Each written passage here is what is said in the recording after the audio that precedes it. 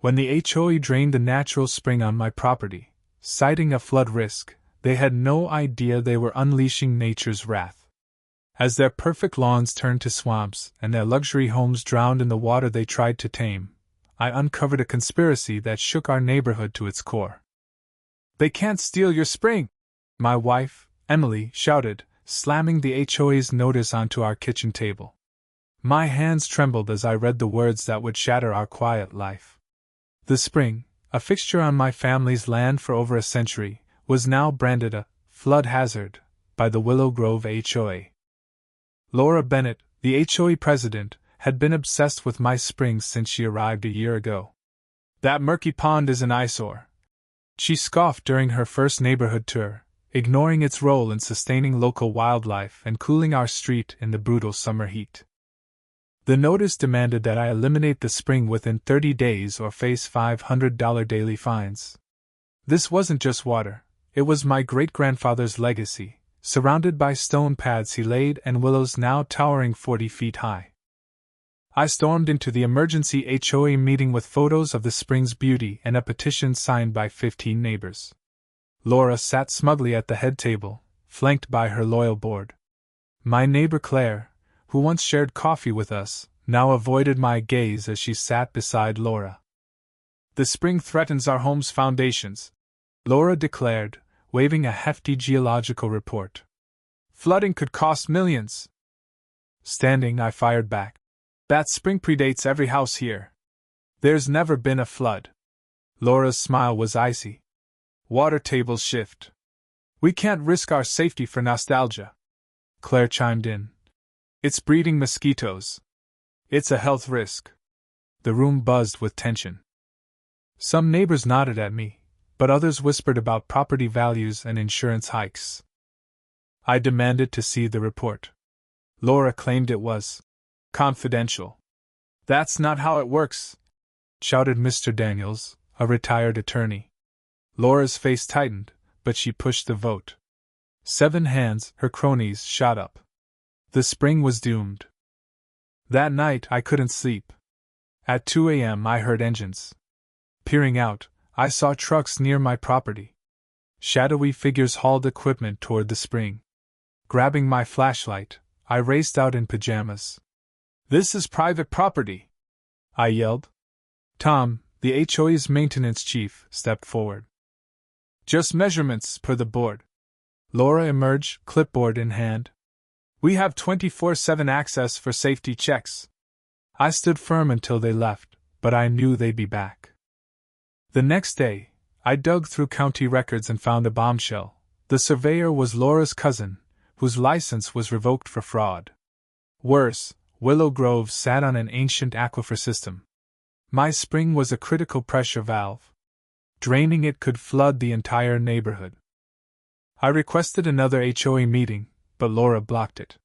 So, I built a website with my findings, photos, history, and the fake report, and shared it on our neighborhood's Facebook group. Comments flooded in.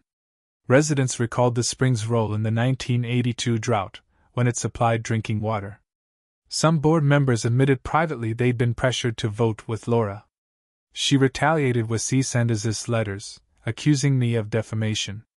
But the truth isn't slander. Then, Mrs. Larson, a 70-year resident, posted, "That spring saved us in '82. It's not just water, it's life."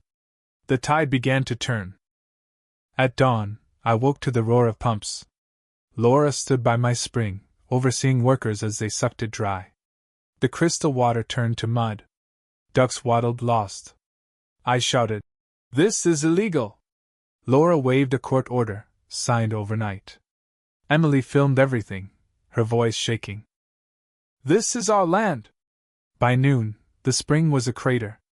Claire, planting roses nearby, muttered, "Sorry about your water feature. It'll boost property values." I snapped, "That spring fed the aquifer. You'll see." I called my college friend, hydrologist Mark, who studied my land's maps. "This is a disaster," he said. "That spring released aquifer pressure. Without it, water will flood basements." We installed sensors around Willow Grove. Readings showed pressure doubling in days. I tried presenting this at the next HOA meeting, but Laura had changed the rules. Only board members could set agendas. Then the floods came. The Wilsons' basement was filled with 3 inches of water. Insurance called it groundwater intrusion. Not covered. The Garcias Foundation cracked. Then Claire's. Her prized roses drowned as she bailed water, frantic. I felt no joy, just pity. This was preventable. The local news ran our story. HOA destroys historic spring, floods neighborhood. Laura hired a PR firm, painting me as a troublemaker. She sued for defamation. I countersued for property damage. Emergency HOA meetings became chaotic. Residents waived repair bills, demanding answers. Laura deflected. Old pipes, not the spring. But Mark's data proved otherwise. The aquifer was destabilizing. Mr. Daniels uncovered the real scandal. Laura's cousin owned the drainage company, paid $2 million to fix the flooding they caused. I filed a complaint with the state. Investigators swarmed, seizing HOA records. At a packed public meeting, Emily played her video. Laura's voice was faint but clear. Once values drop, my developer friends will buy the block. We'll make millions. The crowd erupted. Board members resigned. Claire apologized, admitting Laura bribed her with a board seat. Laura was arrested for fraud and embezzlement. Her cousin's company collapsed. She got 15 years in prison, her assets seized to fund repairs.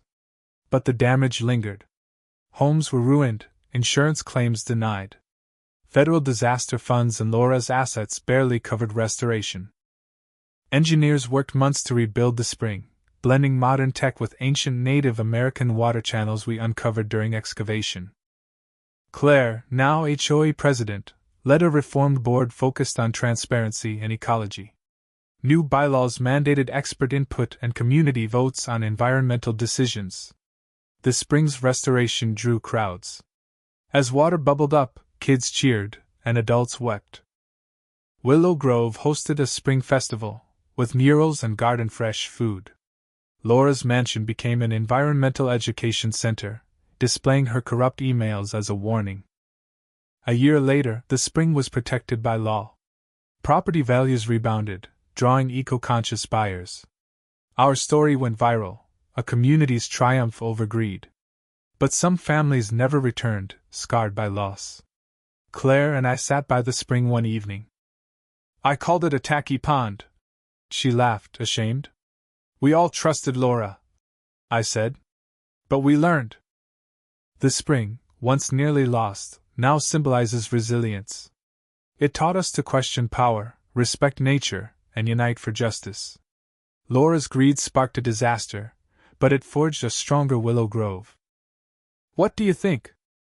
Was my fight worth the chaos, or should I have compromised? Share your thoughts below. Let's debate how far we should go to protect what matters.